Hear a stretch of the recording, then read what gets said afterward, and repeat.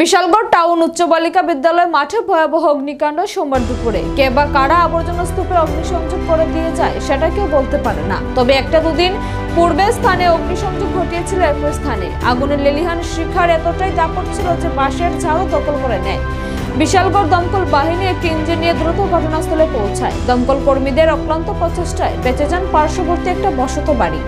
সেই বাড়িতেও চলছিল পূজার্চনা, তাই মানুষের ভিড়ে অগ্নিসংযোগের ঘটনাটি তাড়াতাড়ি নজরে আসে এবং রক্ষা পায় পার্শ্ববর্তী বাড়ি।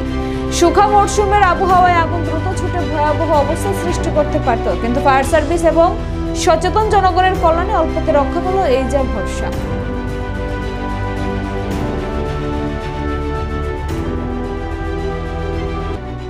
আগুনটা আমরা তো পূজা মধ্যে লক্ষ্য হবে তো পূজা হইতেছে, এর মধ্যে হঠাৎ করে আমি দেখতেছি, আমি কিছু জলের লেগে তখন দিয়ে হঠাৎ করে এদিকে আগুন ধাঁধা করে ধরছে। তা আমি তো বিজ এদিকে আগুন লাগছে যাই হোক। এরপর আইসে সবাই মিললে আমরা জল দিতেছি, কিন্তু কোনো রকম এই আগুন নিবাইতে পারতেছি না। এরপর ফায়ার সার্ভিসে ফোন করতেছে, তারা বলছে গাড়ি নাই এদিকে। এরপরে দিয়ে সেটা আইলে ফাটাইব, এরপরে তবু ফোন করাইতেছে, এরপরে দিয়ে ফাটাইছি।